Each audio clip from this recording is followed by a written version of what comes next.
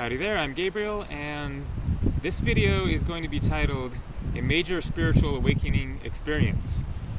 But it's not going to be quite what you might expect. It isn't going to be about angels or Kundalini awakening or seeing auras or anything particularly supernatural or paranormal.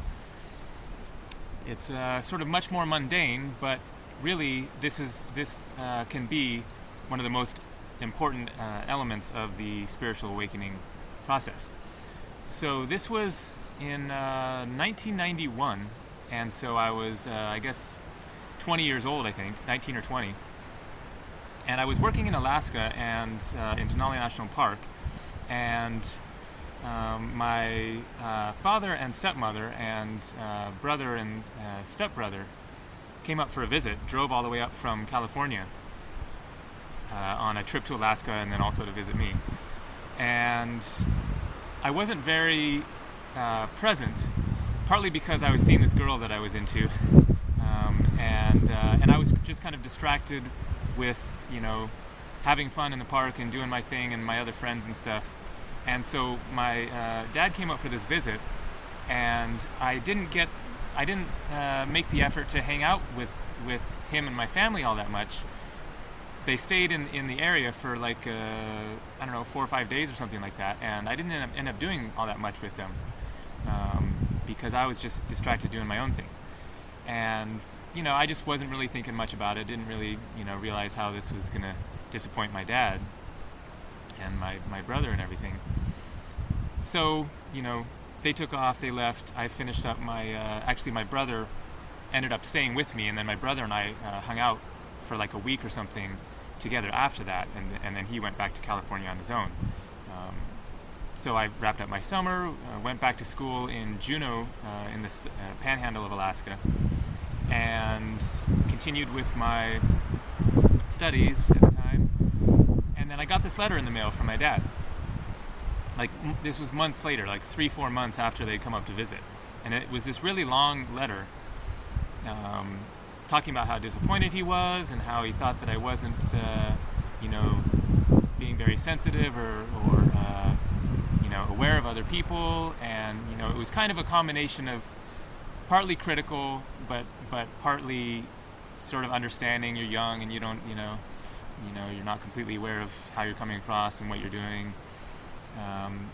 So I read this letter from my dad, and it brought up a whole lot of stuff. And the initial reaction was of, feeling really shitty, of man, I'm such a jerk, and this sort of wave of fear of what is wrong with me? There must be something wrong with me that I would be so insensitive and uncaring of my, family. But then accompanying that, almost right afterwards, was a experience of self-acceptance. And, my initial reaction was to kind of beat myself up. And then after that was just kind of this wave of self-acceptance of, okay, so I screwed up. I'm not perfect. I did a dumb thing. I, my family drove all the way from California to see me, and I ignored them, pretty lame. But I accepted myself for it, and it was just okay, I'm going to learn something from this and do better the next time. And that simple understanding and realization was such a major turning point in my life and on my spiritual path of realizing, I don't have to be defensive about my faults and my mistakes. I can accept them. I can even seek them out, and in the course of doing so, come more into awareness of who I am, how I'm really relating with the world, just to understand and accept that I'm imperfect along with everybody else in this world, and I don't need to be frozen in a particular view of myself as being a certain way, but allow the world to, reflect myself back to me and learn from that, and open my mind to the point of just, accepting and acknowledging I have faults and weaknesses and deficiencies and inadequacies, and cool, that's fine. That's just reality.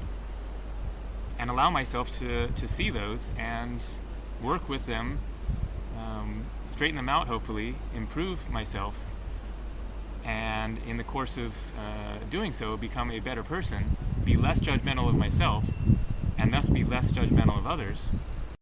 So that just basic fundamental shift of focus and perspective set me off on just a whole different path in my life of seeking to get to know myself better, to improve myself, to get in touch with other aspects of myself that I may have been, unaware of and unconscious of. And so it wasn't a, wild and crazy, weird, strange, otherworldly kind of experience, but those kinds of awakenings can be, absolutely crucial and fundamental, even more so to an extent than something, stranger and more interesting and out there, but something that simply causes you to look deeper within, to view yourself differently, to broaden your mind, and approach life and reality from a place of greater flexibility and non-judgment and self-acceptance, so that you are seeking to learn from the world and not in a state of defensiveness and denial and stuck in a perspective of yourself that you have to be constantly defending because you're basically operating from ego, instead of a higher place of seeking to understand yourself better and take responsibility for your faults and weaknesses, and propel yourself to a more conscious, more open, more aware, more loving, more heart-centered state of being.